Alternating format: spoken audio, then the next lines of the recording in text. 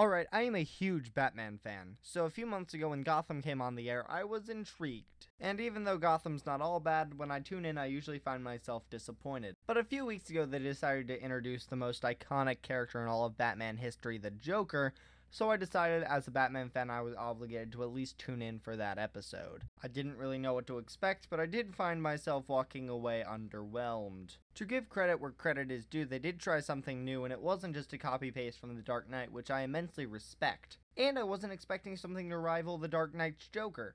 That's one of the best Jokers we've ever seen. I just wanted to see something good. And let's just get this over with.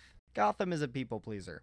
It seems more concerned with adding in marketable characters opposed to giving them a narrative purpose. In their defense, their Penguin is very well portrayed, and he does serve a very good purpose, but the rest of the characters feel very shoehorned in just so they can make posters. Characters like Penguin, Riddler, and Catwoman seem to be very important players throughout this series, but some characters like Poison Ivy, Harvey Dent, and Scarecrow just get sidelined, and I'm afraid that's going to happen to the Joker.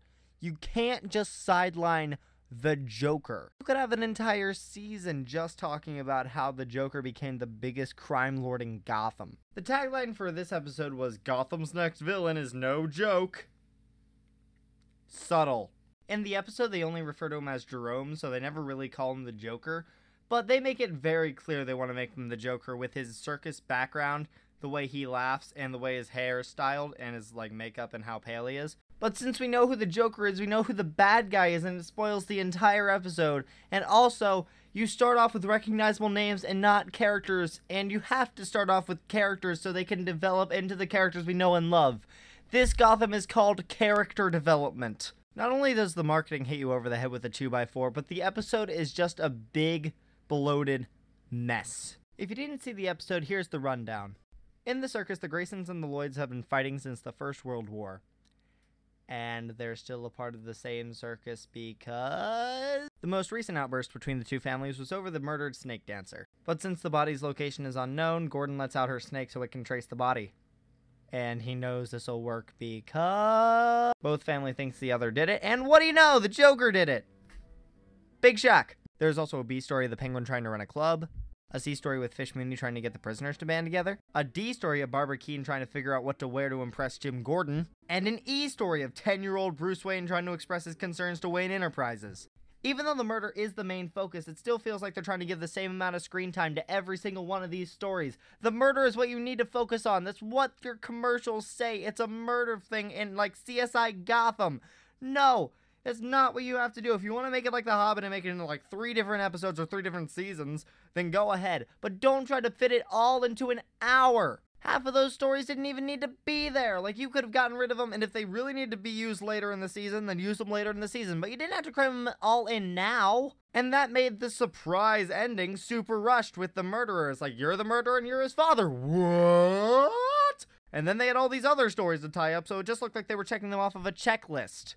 One of the biggest problems with Gotham is that you can't solve the mysteries along with the detectives. Like, I know the ending was super obvious, but still, I want to follow their train of thought. For example, to solve the psychic's riddle prophecy, you had to know what Gotham citizens called their bridge. Why didn't you bring it up earlier in the episode so then you could bring it back later?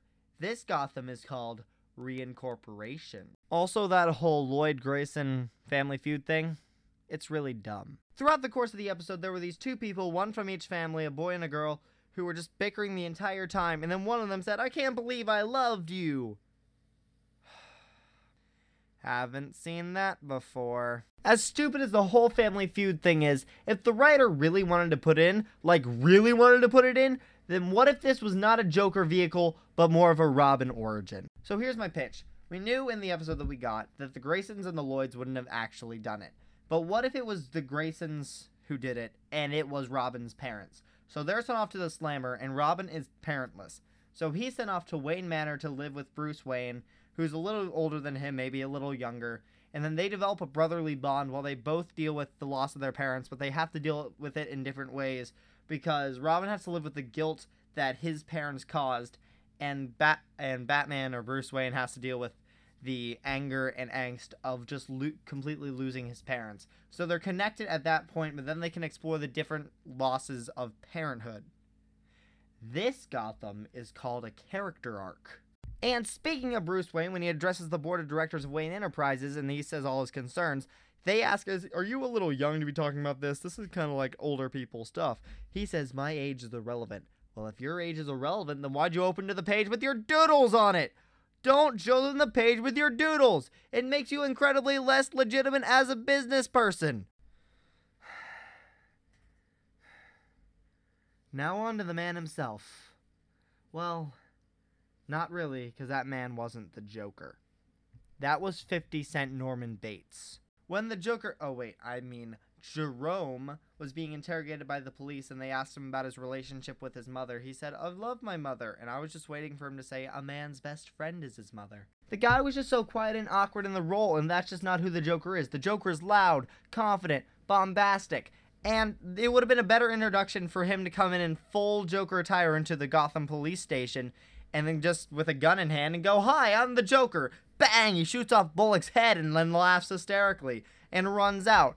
And when he actually did have a Joker freak out at the very end, it just didn't seem in character, and I was laughing hysterically because it was hilarious. But the biggest failure of this debut, and the biggest reason that didn't work, is because the Joker doesn't have an origin. The fact that you don't know who he is a part of his character and makes him even scarier. To quote The Killing Joke, the Joker says, if I'm going to have a past, I prefer it to be multiple choice. It's the same reason I don't want a Yoda spinoff. I wish that a threat just went through Gotham, and it was just being run by the Joker, and he was taking over the city, and you don't get an origin story. All in all, this debut was a failure, this episode was a failure, the advertising was a failure, and the character was a failure. I hope this was only a bad step and it gets better from here, but the writers on Gotham really need to buckle down and stop clowning around. Sorry guys, that was a little pessimistic. I try to be optimistic on my channel, but sometimes I just gotta let loose and talk about something I don't like. But on a more positive note, I got to 50 subscribers this weekend, and I am so happy. Thank you all. Thank you so much. It means a lot that like 50 people are willing to listen to me. And I know that some people would watch this part of the video, like Nostalgia Critic, and some people are like, 50, that's adorable. But it really means a lot. Thank you so much. 100, here we come.